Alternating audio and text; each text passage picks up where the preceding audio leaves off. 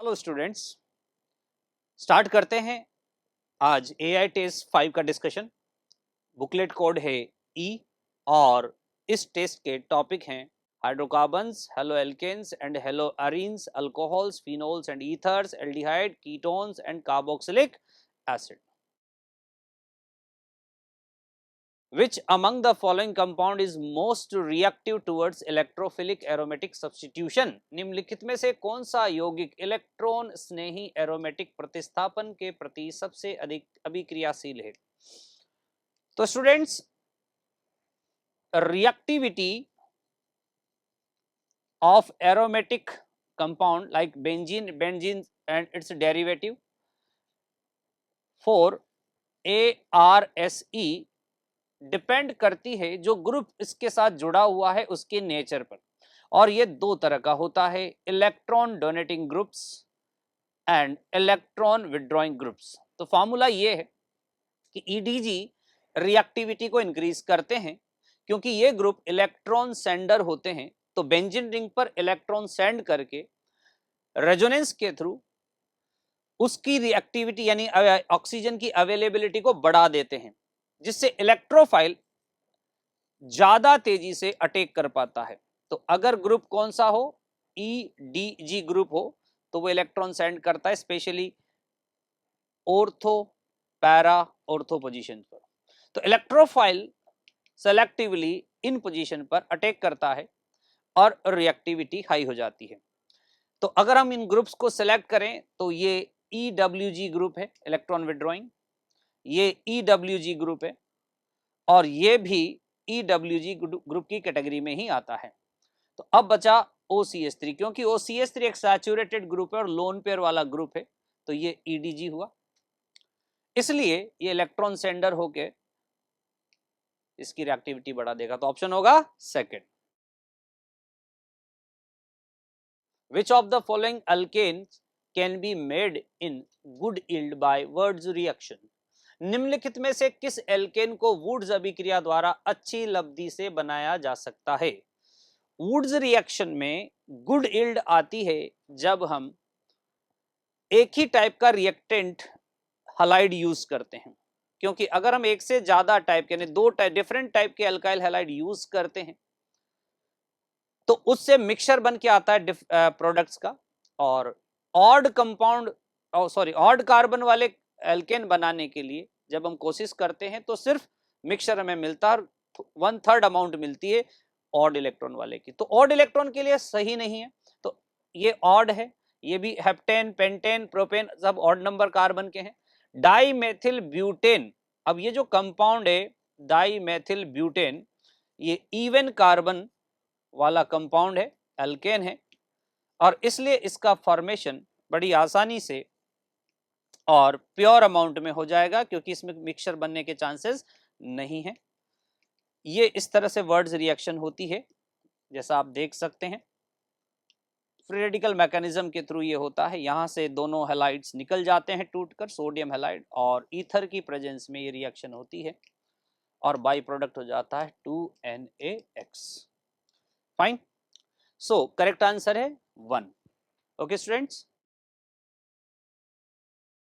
the product obtained at anode upon Kolbe electrolysis of aqueous solution of sodium propanoid, sodium propanoid के जलीय विलयन के Kolbe विद्युत अपघटन से एनोड पर प्राप्त उत्पाद है। कोल्बे इलेक्ट्रोलिसिस के लिए सिंपल सा मेथड होता है स्टूडेंट्स प्रोडक्ट निकालने का, और वो ये है 2 into C -2। अब C क्या है? रिएक्टेंट कार्बन है, रिएक्टेंट कार्बन। तो जैसा आप देखें यहां लिखा है electrolysis aqueous solution of sodium propanoid, propanoid है तो फॉर्मूला होगा CH3CH2COONA। तो कितने कार्बन आ रहे हैं? 3। तो C की वैल्यू 3 है, इसलिए फॉर्मूले से 2 into 3 -2 करोगे तो वैल्यू 4 आ जाएगी। इसका मतलब ब्यूटेन आपका प्रोडक्ट बनेगा। ओके स्टूडेंट्स, तो करेक्ट आंसर होगा 2। The total number of geometrical isomers possible for 2,5 heptadiene is 2,5 heptadiene के लिए संभावित ज्यामितीय समावयवियों की कुल संख्या क्या होगी? तो कंपाउंड है 2,5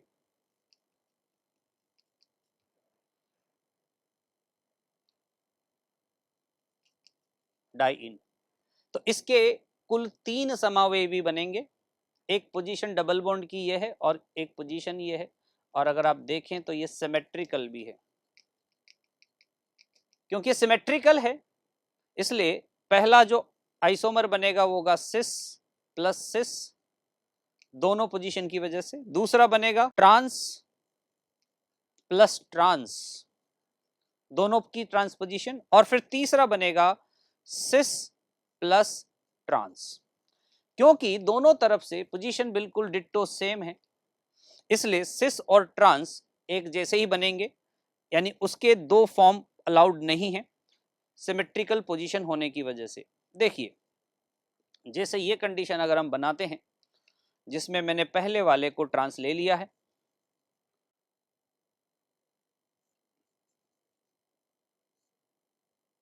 और दूसरे वाले को मैं सिस ले रहा हूं,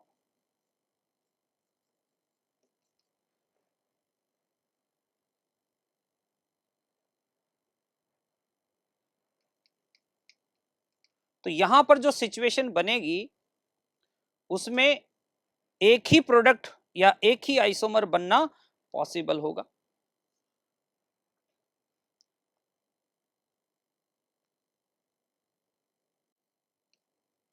ये आपका सिस फॉर्म।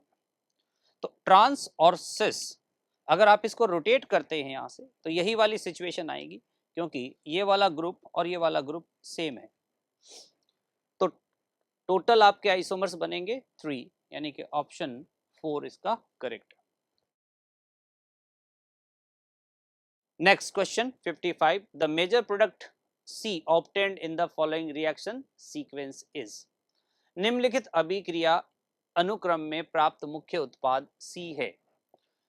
तो CH3 CH double bond CH2 Br2 CCl4 ये इलेक्ट्रोफिलिक एडिशन है और डबल बॉन्ड पर ब्रोमीन का एडिशन होता है जिससे डाइब्रोमाइड बनता है। विसिनल डाइब्रोमाइड बन जाता है। उसके बाद अल्कोहलिक KOH है, आप देख सकते हैं फर्स्ट स्टेप में अल्कोहलिक KOH है और सेकंड स्टेप में सोडामाइड है। दोनों एलिमिनेशन के रिएजेंट हैं, इसलिए नेक्स्ट कंपाउंड जो बनेगा वो एक एल्काइन बनेगा और एल्काइन पर फिर वाटर का एडिशन होगा मरकरी कैटलिस्ट की प्रेजेंस में और एसिड की प्रेजेंस में। ये मार्कोनिकॉफ एडिशन है वाटर का। तो ये मार्कोनिकॉफ एडिशन होता है जिसमें वाटर का नेगेटिव पार्ट यानी कि OH माइनस ऐसे कार्बन से जुड़ेगा जिस पर हाइड्रोजन की नंबर कम होती है। तो आप देखेंगे कि इस कार्बन पे हाइड्रोजन की नंबर कम है, इसलिए यहां पर OH आपका बॉन्ड होगा और एडजेसेंट कार्बन पे हाइड्रोजन H पॉजिटिव, राइट। अब क्योंकि ये जो प्रोडक्ट बना है ये इनॉल है और इनॉल में होता है टॉटोमेरिज्म। बिल्कुल सिंपल वे में हम इस तरह से इसको रिप्रेजेंट कर सकते हैं। टॉटोमेरिज्म होकर प्रोडक्ट बनेगा CH3 C double bond O then CH3, तो यानी कीटोन बन गया एसीटोन। सो इसका करेक्ट आंसर होगा second. Which of the following is most acidic in nature? निम्नलिखित में से कौन सा एक सर्वाधिक अम्लीय प्रकृति का है? तो ऐसा होता है कि कार्बन का जो हाइब्रिडाइजेशन है उसका S कैरेक्टर एसिडिक स्ट्रेंथ के लिए प्रोपोर्शनल होता है। रीजन ये है कि जो कार्बन से हाइड्रोजन जुड़ा होता है अगर जितना ज्यादा S कैरेक्टर होगा उतना ही ज्यादा पोलैरिटी होगी। Polarity of the CH bond of CH bond is directly proportional to S character of carbon, fine। तो S कैरेक्टर इस तरह से चेंज होता है sp sp2 और sp3। This is the increasing S character 50%, 33.3%, 25% S character. तो अब अगर हम देखेंगे तो यहां पर sp ये है, ये भी sp है, पर इसमें 2 sp और 2 पोलर बॉन्ड हैं। ये डेल नेगेटिव की तरह हो तो डेल पॉजिटिव की तरह बिहेव करता है। ये sp3 हैं सारे के सारे, और यहां sp2 कार्बन है। तो जैसा कि आप देखेंगे सिर्फ sp कैरेक्टर वाले कार्बन में ही एसिडिक नेचर होती है, क्योंकि इसकी इलेक्ट्रोनेगेटिविटी काफी हाई हो जाती है। So the correct answer is first, क्योंकि इसमें 2 एसिडिक हाइड्रोजन है और इसमें सिर्फ एक एसिडिक हाइड्रोजन है। 57 which of among the following has highest boiling point? निम्नलिखित में से किसका क्वथनांक सबसे अधिक है? Boiling point, melting point, solubility जैसे फिजिकल प्रॉपर्टीज को डिसाइड करते हैं IMFA, इंटरमॉलिक्यूलर अट्रैक्शन फोर्सेस। क्योंकि ये सब हाइड्रोकार्बन हैं तो इनके इंटरमॉलिक्यूलर फोर्स होंगे वंडरवाल फोर्सेस, जो कि प्रोपोर्शनल होते हैं molecular mass and size of molecule,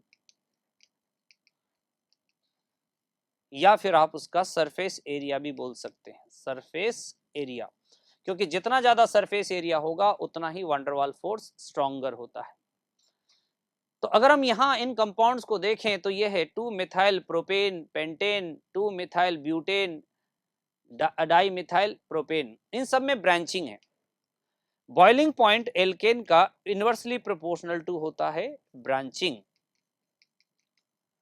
अगर मॉलिक्यूलर फॉर्मूला सेम है तो यहां अगर हम देखें तो 2 मिथाइल प्रोपेन है, ये तो नाम कार्बन ही इसके अंदर 4 होंगे, 2 मिथाइल प्रोपेन है। ये 2 मिथाइल ब्यूटेन है, इसमें कार्बन 5 होंगे, 2 di methyl propane,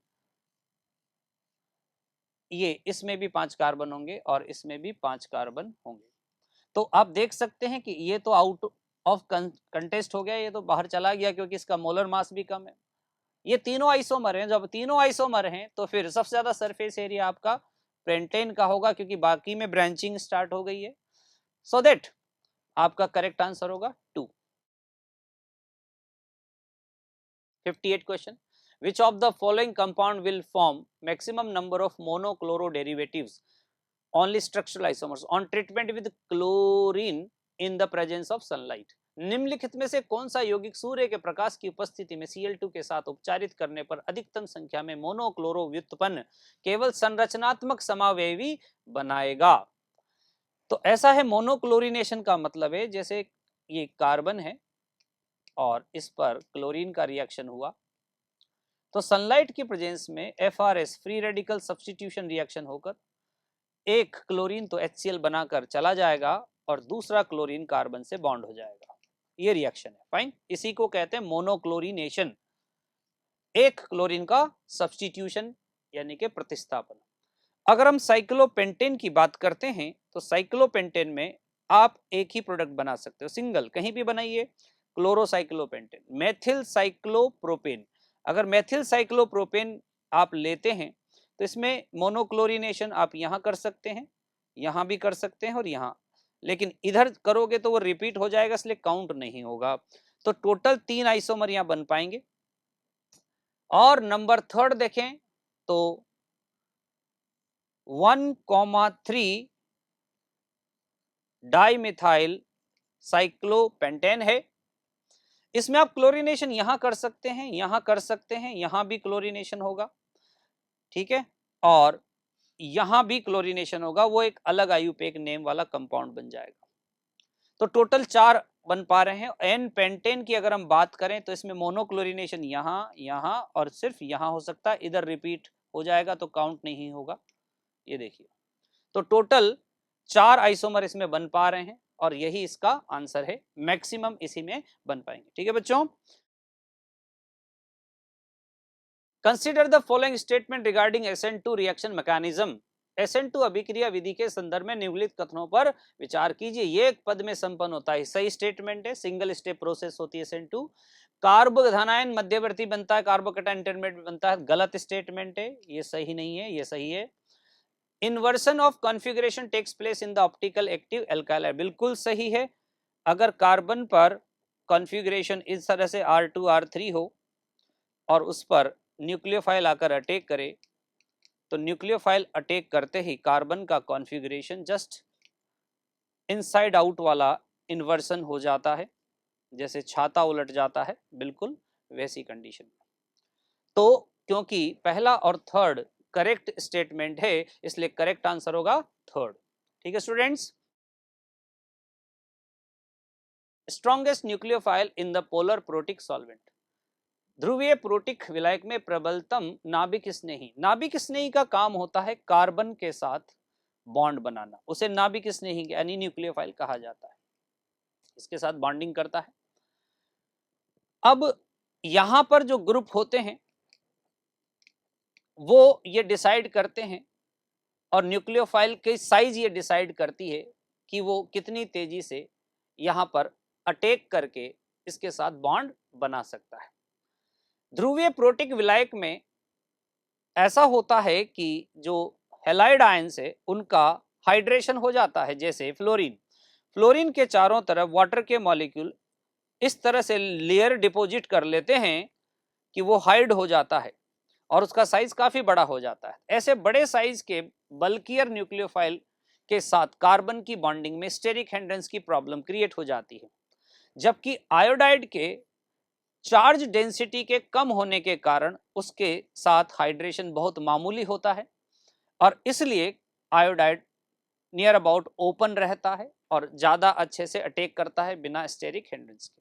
so the better nucleophile will be number 1 iodide. ठीक है बच्चों। Which among the following is an example of aromatic nucleophilic substitution reaction? निम्नलिखित में से कौन सा एक एरोमेटिक नाभिक स्नेही प्रतिस्थापन अभिक्रिया का उदाहरण है? तो यहां पर न्यूक्लियोफिलिक कहा गया है, जिसका मतलब है जो अटैकिंग रिएजेंट है वो या तो नेगेटिवली चार्ज हो या लोन पेयर वाला हो, ऐसा आपका न्यूक्लियोफाइल हो। तो अगर देखेंगे आप तो NaOH में OH माइनस पर नेगेटिव चार्ज होता है, इसलिए वो इस पर अटैक करके जिसका सपोर्ट करता है स्ट्रॉन्ग EWG, ये रिएक्शन पॉसिबल हो जाती है। So the correct answer will be this number 1। बाकी की बात करें तो यहाँ पर ब्रोमीन, ये इलेक्ट्रोफिलिक सब्स्टिट्यूशन है क्योंकि यहाँ ब्रोमीन पॉजिटिव चार्ज के फॉर्म में अटैक करता है। यहाँ पर ये नाइट्रेशन है, इसमें NO2 पॉजिटिव अटैक करता है बेंजीन पर, और ये फ्री रेडिकल सब्स्टिट्यूशन है जिसमें क्लोरीन साइड चेन पर अटैक करता है, तो ये FRS है, free radical substitution. So the correct answer is 1। The product C in the following sequence reaction sequence is, अभिक्रिया अनुक्रम में उत्पाद C क्या है? तो सबसे पहले ये वाली कंडीशन अगर हम देखें तो ये डाई एजोटाइजेशन है, इसलिए ए प्रोडक्ट जो आपका बनेगा वो डाइजोनियम क्लोराइड बनेगा। उसके बाद ये सेंडमेयर्स रिएक्शन है, Cu2 Cl2 HCl, इसमें Cl nucleophile N2 diazonium group को सब्स्टिट्यूट कर देता है और क्लोरोबेंजीन बन जाता है। और उसके बाद वर्ड्स फिटिक रिएक्शन है, क्योंकि एक एलिफेटिक और एक एरोमेटिक, दो तरह के हैलाइड जब आपस में सोडियम मेटल और ईथर की प्रेजेंस में रिएक्ट करते हैं तो उनके बीच में रिएक्शन होकर एरोमेटिक अल्काइल डेरिवेटिव्स बनते हैं, जैसे कि यहाँ टॉलुइन बन गया है, तो करेक्ट आंसर है सेकंड, वर्ड्स फिटिक रिएक्शन ये थी। ठीक है बच्चों। Which of the following biphenyls is optically active? निम्नलिखित में से कौन सा बाइफेनिल प्रकाशिक सक्रिय है? प्रकाशिक सक्रिय बाइफेनिल होने की कंडीशन है कि आपके जो बाइफेनिल है इनके ऑर्थो पोजीशन पर दो डिफरेंट ग्रुप जुड़े, जिससे उनके बीच में रिपल्शन डेवलप हो जाए, लाइक स्टेरिक हिंड्रेंस। ये देखिए इसमें सेम ग्रुप नहीं होने चाहिए, डिफरेंट ग्रुप होने चाहिए, एक ही बेंजीन के दोनों ऑर्थो ग्रुप। अब होगा क्या कि इन ग्रुप्स के बीच में स्टेरिक हिंड्रेंस आने के कारण रिपल्शन डेवलप हो जाएगा, और इस रिपल्शन से बचने का तरीका है कि आपकी एक बेंजीन रोटेट कर जाए। तो एक बेंजीन रिंग प्लेन को बदल लेती है और वो फ्लैट पोजीशन पे चली जाती है इस तरह से, और इससे उसके ग्रुप को अलग स्पेस मिलता है और उनके बीच में स्टेरिक हिंड्रेंस खत्म हो जाता है। पर इससे ये होता है कि इसकी सिमेट्री डिस्ट्रॉय हो जाती है, एक असिमेट्रिक कंपाउंड बन जाता है और असिमेट्रिक कंपाउंड्स ऑप्टिकली एक्टिव हो जाते हैं। सो the correct answer is third.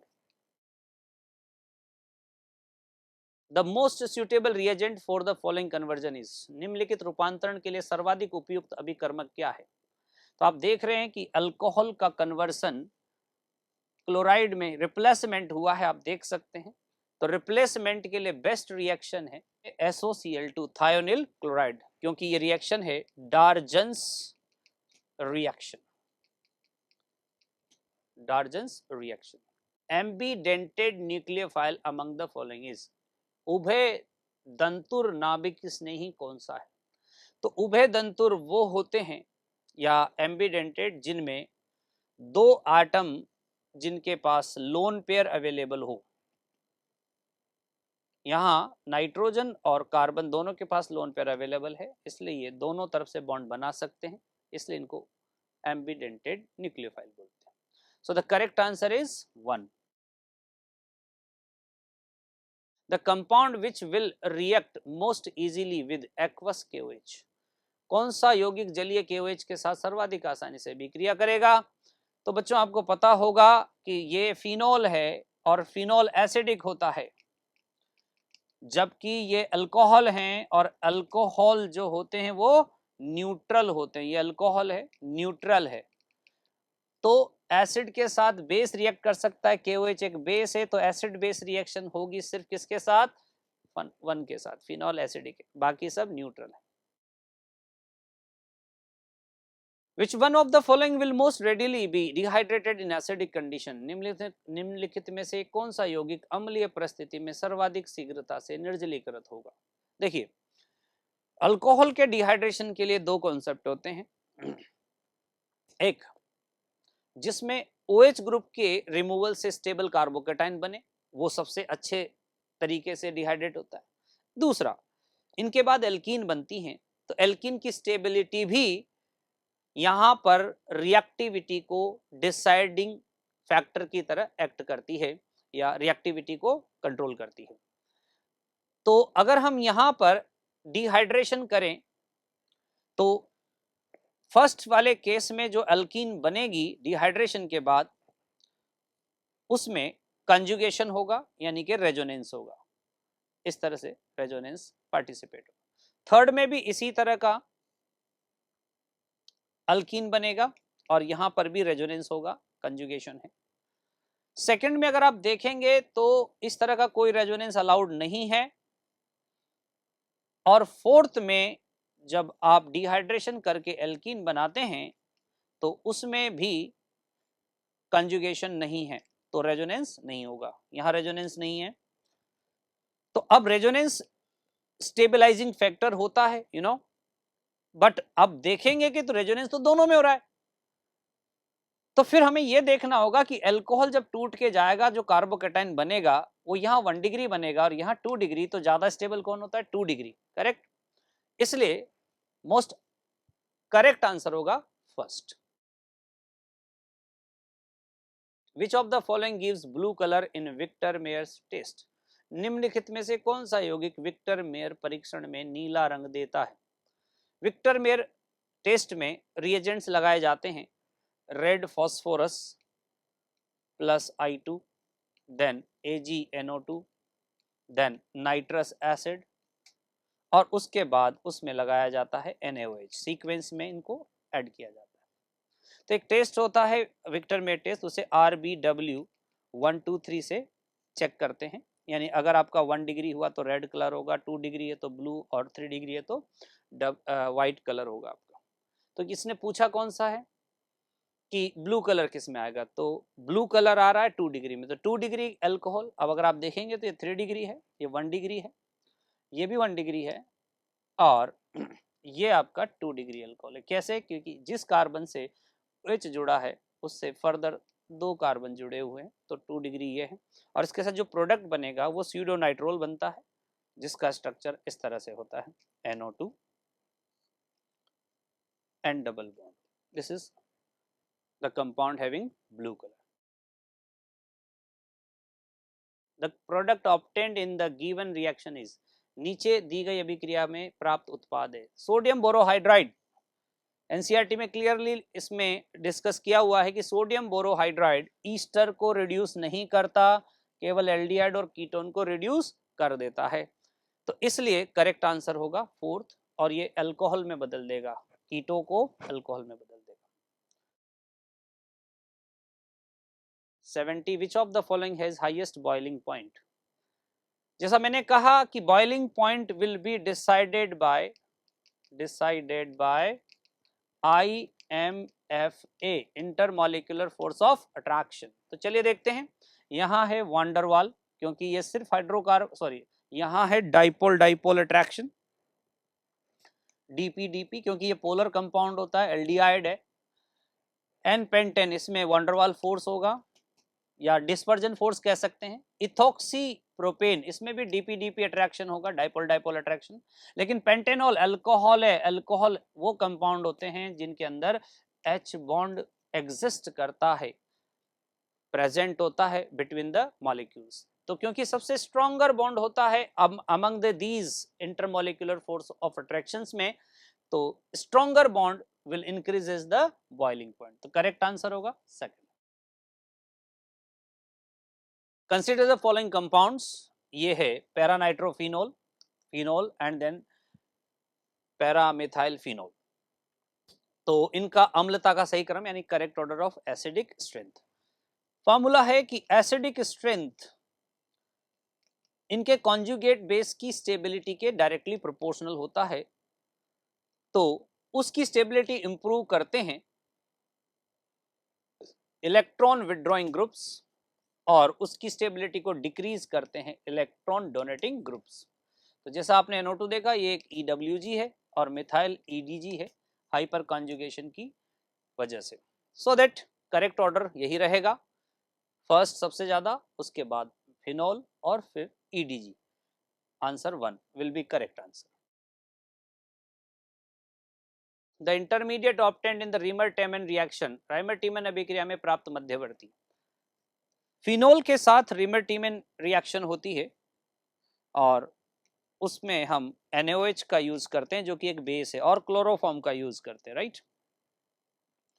तो जो बेस है सबसे पहले क्या करता है, एसिडिक पार्ट को सॉल्ट में बदल लेता है, उसके बाद NaOH और क्लोरोफॉर्म की रिएक्शन से एक इंटरमीडिएट बनता है डाइक्लोरोकार्बिन, जो कि इलेक्ट्रोफाइल होता है।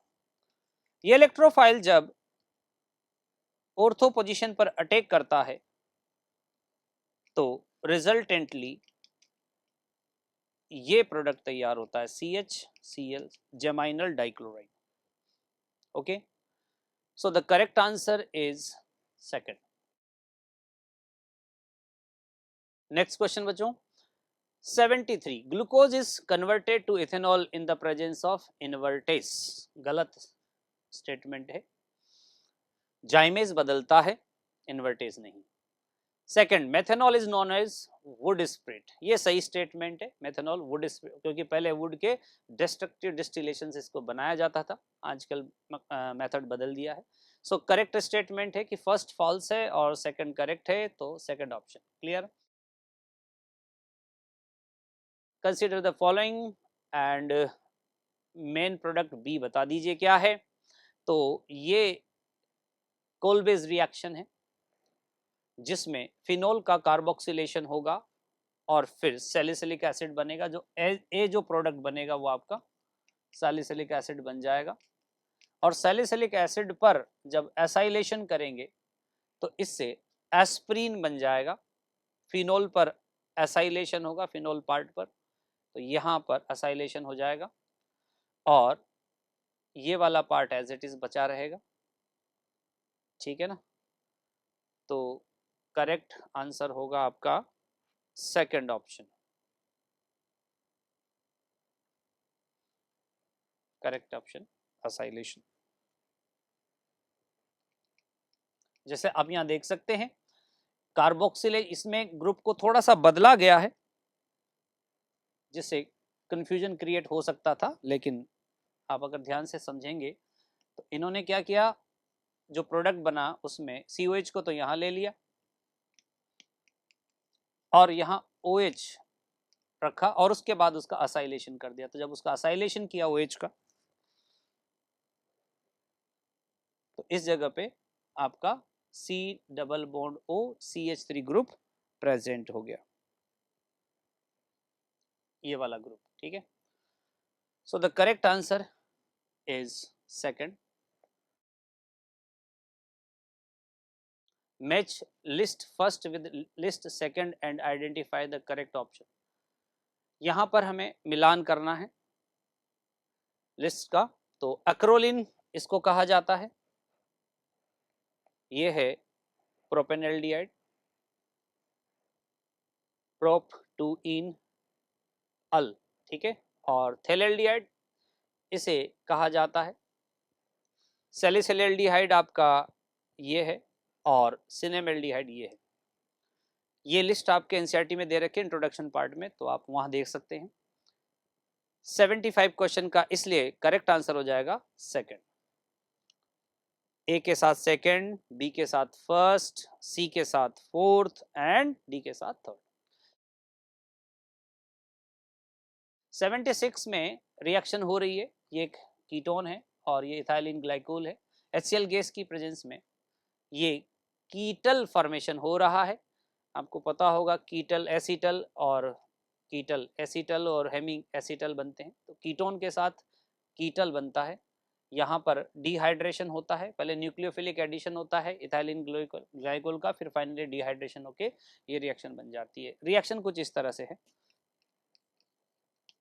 C double bond O। अगर हम डायरेक्ट वे में देखें बिना मैकेनिज्म के, तो जो फाइनली हो रहा है वो आप समझ जाएंगे कि यहाँ से कई स्टेप्स के थ्रू वाटर रिमूव हो जाता है और आपका ये प्रोडक्ट बन जाता है। करेक्ट आंसर है फर्स्ट। ठीक है बच्चों, the correct structure of semicarbazide. Semicarbazone का सही संरचना क्या है? सेमी कार्बोजन बनता है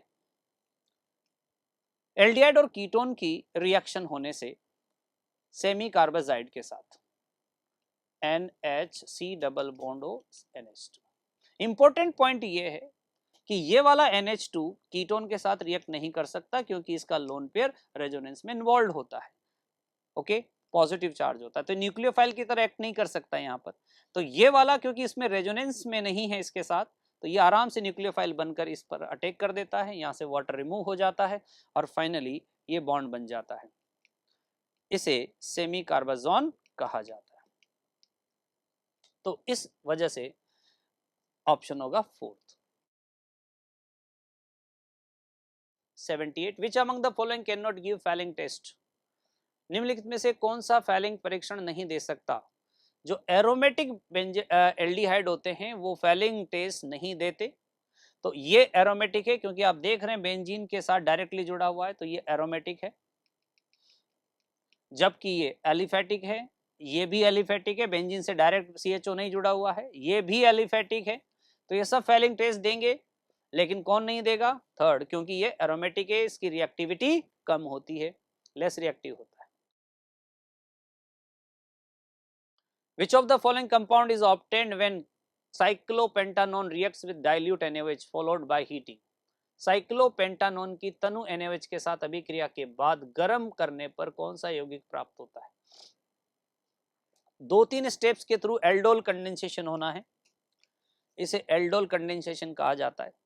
फाइनल कंक्लूजन अगर हम उन स्टेप्स का निकाला जाए तो वो ये कहता है कि एक मॉलिक्यूल, 2 मॉलिक्यूल इसमें टोटल पार्टिसिपेट करते हैं, तो एक मॉलिक्यूल का ऑक्सीजन और दूसरे मॉलिक्यूल का 2 अल्फा हाइड्रोजन रिएक्ट करके वाटर रिमूव करके फाइनली सेकंड प्रोडक्ट बना लेगा।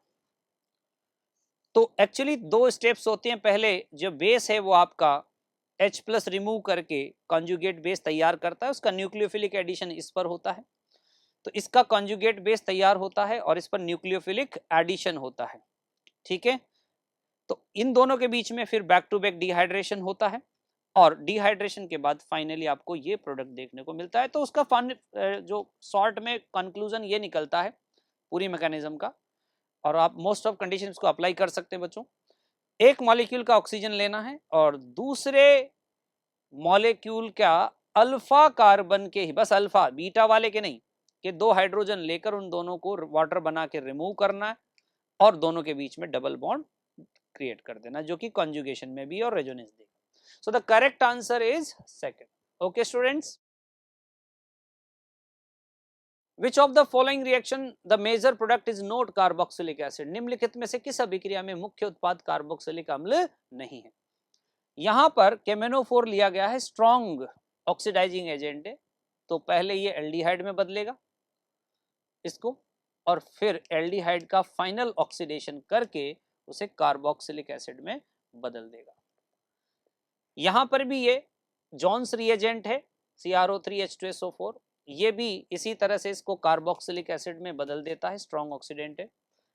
और ये है ग्रिग्नार्ड रिएजेंट का कार्बोक्सिलेशन, जहां पर जो डेल नेगेटिव न्यूक्लियोफाइल है वो कार्बन डाइऑक्साइड पर अटैक कर देता है और CH3 CH2 C double bond O OMG इस तरह का एक इंटरमीडिएट बनता है, जिसका फाइनल हाइड्रोलिसिस आप कर दो तो ये भी कार्बोक्सिलिक एसिड में बदल जाता है।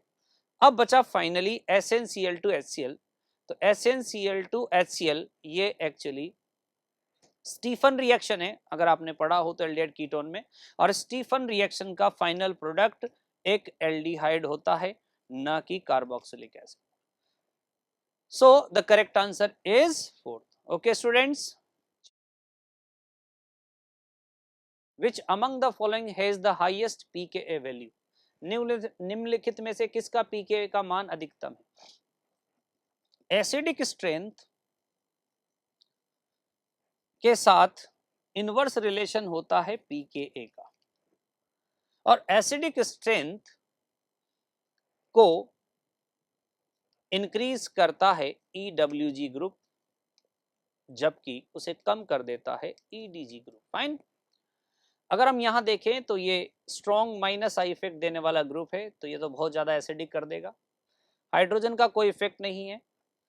यहाँ फेनाइल का भी इलेक्ट्रॉन विड्रॉइंग इफेक्ट होता है, तो उसकी एसिडिक स्ट्रेंथ को बढ़ा देता है। लेकिन जैसा आप यहाँ देख रहे हैं, यहाँ फेनाइल के बीच में मिथाइल आ गया है, जिसका प्लस आई इफेक्ट होता है, तो प्लस आई इफेक्ट EDG की तरह बिहेव करता है, तो इसकी एसिडिक स्ट्रेंथ, कार्बोक्सिलिक एसिड की एसिडिक स्ट्रेंथ को कम कर देगा, और अगर ये एसिडिक स्ट्रेंथ को कम कर देगा तो फिर pKa को बढ़ा देगा, यानी हाईएस्ट वैल्यू आपकी pKa की फर्स्ट होगी, क्योंकि ये इन चारों में से लीस्ट एसिडिक है। ठीक है। Sodium salt of propanoic acid on heating with soda lime. Propanoic अम्ल के साथ सोडियम लवण को सोडा लाइम के साथ गर्म करने पर क्या प्राप्त होता है? तो हमेशा कार्बोक्सिलिक एसिड्स, यहां पर प्रोपेनोइक की बात कर रहा है, तो कार्बोक्सिलिक एसिड का डीकार्बोक्सिलेशन करता है सोडा लाइम। बिल्कुल शॉर्ट में बिना मैकेनिज्म के अगर हम चले जाएं तो ये इस तरह से डीकार्बोक्सिलेट करता है और CH2CH3 फाइनल Na2CO3 बना लेता है।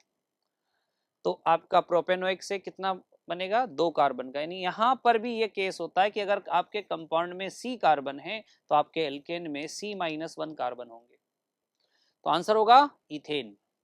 Okay students, Which among the following compound can be distinguished by iodoform test? निम्नलिखित में से कौन से यौगिकों को आयोडोफॉर्म परीक्षण द्वारा विभेदित किया जाता है? आयोडोफॉर्म टेस्ट में प्रोडक्ट बनता है CHI3, जो येलो कलर का प्रेसिपिटेट बनाता है। इसको देने की कंडीशंस हैं कि मिथाइल कार्बन के एडजेसेंट पर या तो कीटो ग्रुप हो, या मिथाइल के एडजेसेंट कार्बन पर OH ग्रुप हो।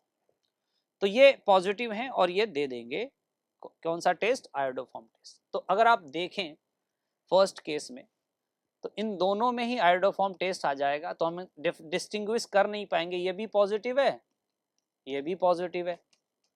ठीक। लेकिन अगर हम दूसरा वाला केस देखें तो इसमें मिथाइल के नेक्स्ट कार्बन पे CH2 है, ना कि C डबल बॉन्ड हो, जबकि इधर मिथाइल के नेक्स्ट कार्बन पे C डबल बॉन्ड हो। CH3 CHO को अगर ध्यान से समझोगे तो वो इस तरह की स्ट्रक्चर है, मिथाइल के नेक्स्ट पर है, लेकिन उसके नेक्स्ट वाले इस वाले कंपाउंड को देखे CH3 के बाद क्या है, CH2, और CH2 के बाद C डबल बॉन्ड OH है, तो यहां तो नहीं है मिथाइल के बाद C, इसलिए एक पॉजिटिव हो जाएगा और दूसरा नेगेटिव हो जाएगा, ये देगा नहीं।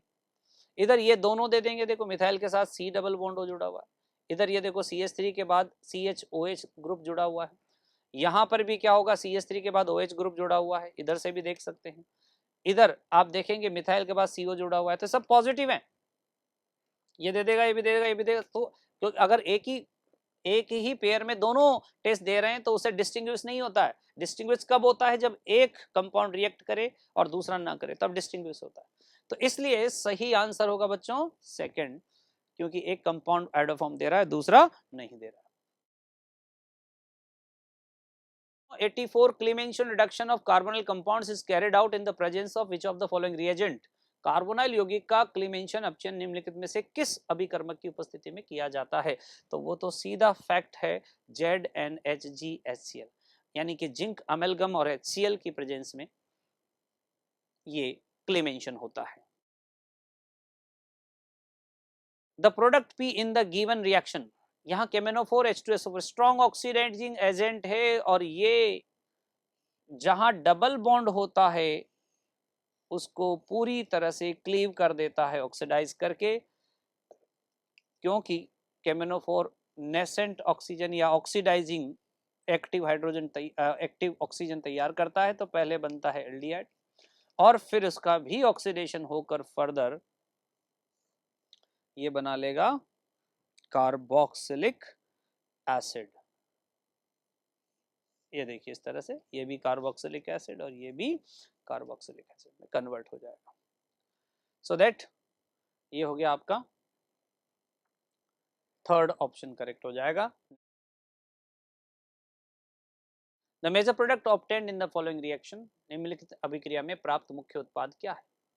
तो आप रिएक्टेंट को ध्यान से समझेंगे तो एल्डिहाइड है और एल्डिहाइड के पास 0 अल्फा हाइड्रोजन है ऐसी कंडीशन में, और कंसंट्रेटेड NaOH भी है, तो भैया रिएक्शन हो गई कौन सी, केनिजारो, केनिजारोज रिएक्शन है ये। तो केनिजारो में होता क्या है कि दो ग्रुप्स में से, दो कंपाउंड में से एक तो रिड्यूस होकर अल्कोहल बनता है और दूसरा वाला ऑक्सीडाइज होके कार्बोक्सिलिक एसिड का सॉल्ट बनता है। लेकिन आपको पता होगा कि एल्डिहाइड और कीटोन की रिएक्टिविटी को EDG ग्रुप डिक्रीज कर देते हैं और EWG ग्रुप रिएक्टिविटी को इंक्रीज कर देते हैं। इस वाले ग्रुप के रेस्पेक्ट में आप देखेंगे OCH3 जुड़ा है और OCH3 अपने लोन पेयर की वजह से EDG है, कंजुगेशन की वजह से। तो ये वाला क्या हो गया, लेस रिएक्टिव हो गया क्योंकि उसके साथ EDG जुड़ा है, तो लेस रिएक्टिव हो गया, तो ये रिड्यूस होके अल्कोहल बनाएगा और इसलिए फिर ये वाला पार्ट ऑक्सीडाइज होके कार्बोक्सिलिक एसिड का सॉल्ट बना लेगा। यहां से हाइड्राइड ट्रांसफर होता है इस जगह पे, समझ गए, इसलिए इसका रिडक्शन होता है। सो करेक्ट आंसर होगा third. 87 the product obtained upon oxidative ozonolysis of 2 methyl but 1 ene, तो ब्यूट 2 इन बोला है और उसके सेकंड कार्बन पर ही मिथाइल भी है, तो जो आप इसका रिडक्टिव ओजोनलिसिस करेंगे जिंक की प्रेजेंस में, तो मैकेनिज्म ओजोनाइड बनने के बाद ये ब्रेक करता है ओजोनाइड को, और ब्रेक करने के बाद ये जब बॉन्ड ब्रेक हो जाता है तो इस तरह का ओजोनाइड बनेगा, आप देख सकते हैं। और ये ओजोनाइड जब जिंक की प्रेजेंस में ब्रेक होता है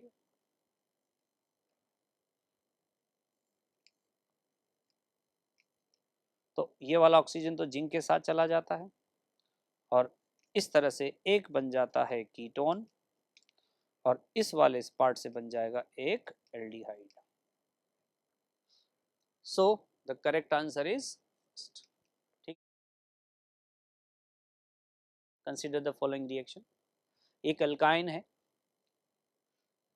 इस अल्काइन पर H2PDC और सोडियम द्रव NH3 लिक्विड का रिएक्शन हो रहा है, तो इससे जो प्रोडक्ट बनेगा वो तो बनेगा सिस, और इससे ट्रांस बनेगा, ये बर्च रिडक्शन के जैसे रिएक्शन है। तो सिस और ट्रांस एक दूसरे के ज्योमेट्रिकल ज्यामिति समावेशी होते हैं, तो पहला स्टेटमेंट सही है। B has higher melting point than A, बिल्कुल सही है। ट्रांस में क्या होता है, सिमेट्री होती है, सममिति यानी कि सिमेट्री होती है, इसलिए इसके मॉलिक्यूल जो हैं वो क्रिस्टल में बहुत अच्छे क्लोजली पैक होते हैं, और इस वजह से इसका एमपी बढ़ जाता है, मेल्टिंग पॉइंट गलनांक बढ़ जाता है। तो बी क्योंकि ट्रांस है और उसका मेल्टिंग पॉइंट हाई बोल रहा है, इसलिए पहला सही है, दूसरा सही है। And B are positional isomer नहीं है, पोजिशनल आइसोमर नहीं, ज्योमेट्रिकल आइसोमर है, इसलिए थर्ड गलत हो गया। As less polar than B गलत है, सिस में पोलैरिटी ज्यादा होती है क्योंकि उसमें वेक्टर एक ही डायरेक्शन में मूव कर रहे होते हैं, क्लियर, इस तरह से। जबकि ट्रांस में पोलैरिटी जीरो होती है, इसका dipole moment greater than zero होता है। तो कह रहा है लेस पोलर, जबकि गलत स्टेटमेंट है, ट्रांस नॉन पोलर होते हैं। तो पहले और दो स्टेटमेंट सही है, इसलिए एक सही ऑप्शन हो गया बच्चों, number 1। Which of the following carboxylic acid undergoes esterification most readily? निम्नलिखित में से किस कार्बोक्सिलिक अम्ल का एस्टरीकरण सर्वाधिक शीघ्रता से होता है? एस्टरीफिकेशन एक कंसंट्रेटेड मैकेनिज्म के थ्रू होता है, इस वजह से वहां कॉम्प्लेक्स तैयार होते हैं अटैकिंग रिएजेंट और सबस्ट्रेट के बीच में। तो जितना कम बल्कियर अटैकिंग रिएजेंट होगा उतना अच्छे से रिएक्शन होगी, फास्ट होगी। तो ये स्टेरिक हिंड्रेंस के इनवर्सली प्रोपोर्शनल होती है। समझ में आया? तो अगर स्टेरिक हिंड्रेंस की बात करें तो सबसे सिंपल मॉलिक्यूल जो है वो सेकंड है, इसलिए आंसर भी ये होगा। बाकी में ग्रुप और साइड चेन बढ़ गई है, स्टेरिक हिंड्रेंस बढ़ गया है। The major product obtained in the following reaction, तो ये बेल्ज सीमेंस रिएक्शन है, नेम रिएक्शन है, बेल्ज सीमेंस रिएक्शन है, जो बेंजीन का मोनोफ्लोरिनेशन करता है। तो इसका सही प्रोडक्ट जो बनेगा वो है फ्लोरोबेंजीन, यानी कि first option. The major product obtained in the following reaction, तो मुख्य उत्पाद क्या होगा इस अभिक्रिया में? अगर आप ध्यान से समझेंगे तो ये एक HBr है और ये है पेरोक्साइड है। दूसरी बात, ये एक अनसिमेट्रिकल एल्कीन है, अनसिमेट्रिकल एल्कीन। तो ये सीधा सीधा इंडिकेट कर रहा है एंटी मार्कोनिकॉफ्स रिएक्शन।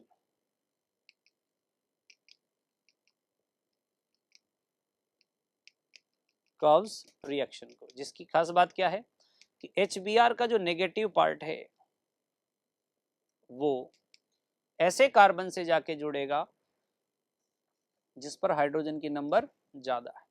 तो आप देखेंगे यहाँ दो हाइड्रोजन है, तो Br यहाँ जुड़ेगा और H यहाँ। रेडिकल मैकेनिज्म के थ्रू ये रिएक्शन होगी, इसलिए करेक्ट आंसर हो जाएगा नंबर 4। यहाँ आप देख सकते हैं इस पे Br जुड़ा है और यहाँ hydrogen. Which of the following compound is most reactive towards SN1 reaction? SN1 reaction के लिए बच्चों स्टेबिलिटी ऑफ कार्बोकेटाइन रिस्पॉन्सिबल है, स्टेबिलिटी ऑफ कार्बोकेटाइन, कार्ब धनायन जिसे बोलते हैं। तो जिसमें जितना ज्यादा स्टेबिलिटी होगा वो उतना ही ज्यादा रिएक्टिव हो जाएगा, जिसका ऑर्डर ये होता है स्टेबिलिटी और रिएक्टिविटी ऑर्डर। तो अब यहाँ देखिएगा ये 2 डिग्री है, ये तो आपका 1 डिग्री बनेगा, यहाँ पे ये 2 डिग्री बनेगा, ये 3 डिग्री है और ये again 1 degree. So the correct answer is third. Next question है 93, विच of the following compound produces immediate turbidity on treatment with Lucas reagent?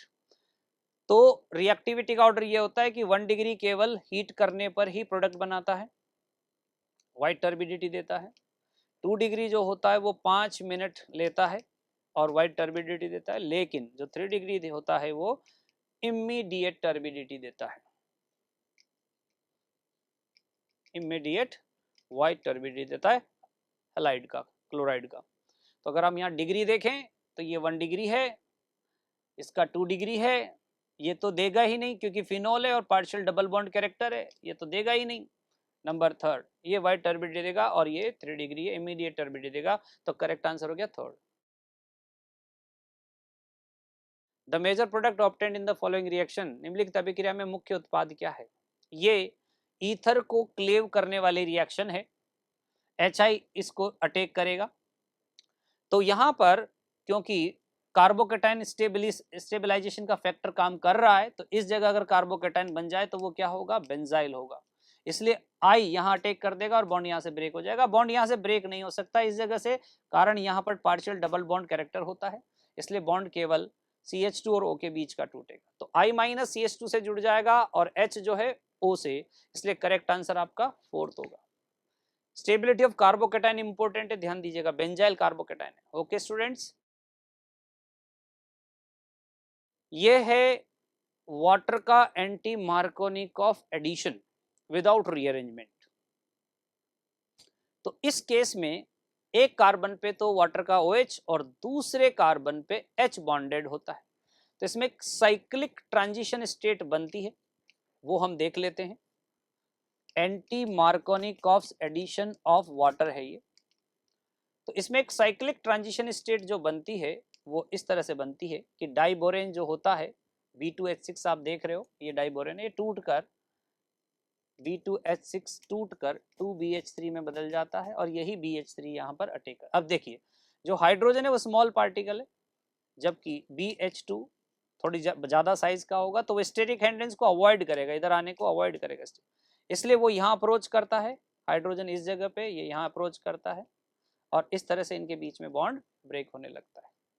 Finally होता क्या है कि यहाँ तो आपका, सॉरी यहाँ डबल बॉन्ड था, तो यहाँ पर H नहीं होगा, तो यहाँ पर हाइड्रोजन अप्रोच कर गया, यहाँ सिंगल बॉन्ड रह गया, यहाँ पर BH2 हुआ और ये CH3 है और ये CH3। फाइनली H2O2 और KOH की प्रेजेंस में BH2 रिप्लेस होता है OH ग्रुप से और आपको देखने को मिलता है एंटी मार्कोनिकॉफ जैसा प्रोडक्ट। ऑल्दो इसको एंटी मार्कोनिकॉफ नहीं कहेंगे, लेकिन उसके जैसा है, उसकी कंडीशन को फॉलो कर रहा है कि नेगेटिव पार्ट उस कार्बन पे जुड़ा जहाँ हाइड्रोजन की नंबर ज्यादा थी और पॉजिटिव पार्ट यानी कि H पॉजिटिव वहां जुड़ा जहाँ हाइड्रोजन की नंबर कम थी। फाइन, तो इस बेसिस पर सेकंड ऑप्शन आपका करेक्ट हो जाएगा। मैट्रिक्स मैचिंग है, तो लिस्ट को मैच करना है। ये नेम रिएक्शंस दी गई हैं। HVZ हेलवोलार्ड जेलेंस्की कार्बोक्सिलिक एसिड देते हैं जिनके पास क्या हो? अल्फा हाइड्रोजन, ठीक है। इसके बाद 2 अल्फा हाइड्रोजन है, रेड फॉस्फोरस और क्लोरीनेशन की प्रेजेंस में, तो ये हेलवोलार्ड जेलेंस्की हो जाएगी। रोजन बॉन्ड कौन देते हैं? एसिड क्लोराइड्स लिंडलेड कैटालिस्ट की प्रेजेंस में, इसलिए रोजन बॉन्ड थर्ड हो जाएगा। इटार्ड रिएक्शन टोलुइन देता है, आप देख रहे हैं टोलुइन है, और क्रोमाइल क्लोराइड्स, तो रिटार्ड रिएक्शन ये हो जाएगा। और गेटरमैन कॉच रिएक्शन है, इससे एल्डिहाइड बनता है। करेक्ट, तो फर्स्ट के लिए सेकंड, बी के लिए थर्ड, सी के लिए फर्स्ट और डी के लिए फोर्थ हो जाएगा। The product in which in the following reaction is, निम्नलिखित अभिक्रिया में प्राप्त उत्पाद क्या है? डाइबल H है, डाइबल H नाइट्राइल्स को एल्डिहाइड में बदलता है विदाउट अफेक्टिंग डबल बॉन्ड। कारण डाइबल H में जो H होता है वो नेगेटिव यानी न्यूक्लियोफाइल होता है, और न्यूक्लियोफाइल केवल पॉजिटिव चार्ज पर ही अटैक कर सकता है। ये है आपका डाइबल H का स्ट्रक्चर, जिसे आप देख सकते हैं, ये पॉजिटिव है, डेल नेगेटिव है, न्यूक्लियोफाइल है। तो जैसे अगर आप पोलैरिटी की बात करें तो CH2 C ट्रिपल बॉन्ड में पोलैरिटी यहां तो नहीं होगी, this is not a polar group, but this is the partial polarized, क्योंकि इलेक्ट्रोनेगेटिविटी नाइट्रोजन का हाई है, तो ये H क्या कर देता है? यहाँ अटैक कर देता है, पाई बॉन्ड ब्रेक हो जाता है, और फाइनली हाइड्रोलिसिस के बाद ये ग्रुप एल्डिहाइड में कन्वर्ट हो जाता है।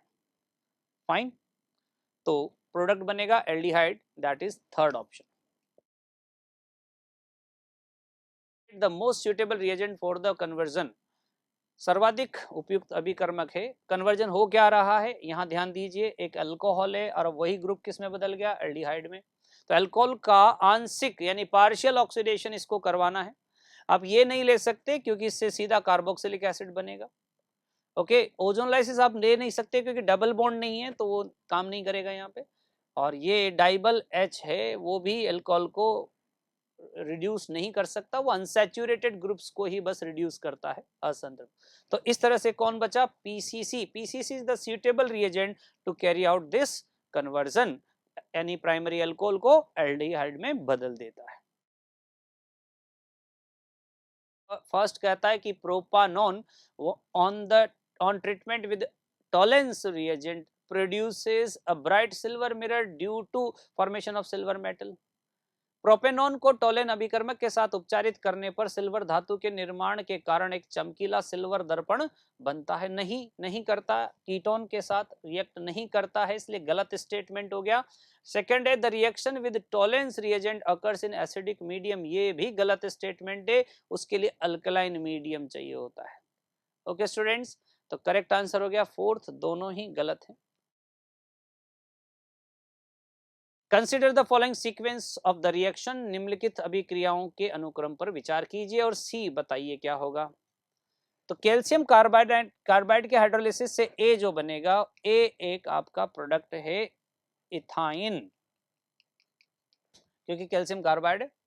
और जब आप इथाइन को रेड हॉट आयरन ट्यूब से पास करते हैं हाई टेम्परेचर पर, एफई ट्यूब, तो वो बेंजीन में बदल जाता है। और बेंजीन पर फिर आप एसाइलेशन करवा देंगे एसिटिक एनहाइड्राइड का AlCl3 की प्रेजेंस में, तो ये बेंजीन का असाइलेशन है और इससे एसीटोफिनोन बन जाता है। So the acetophenone compound will be obtained in this case, that is second. Okay students, तो ये था AITS 5 ऑर्गेनिक केमिस्ट्री का सिलेबस था। I hope you learn the most important concept of the organic chemistry with help of this test paper. Thank you very much.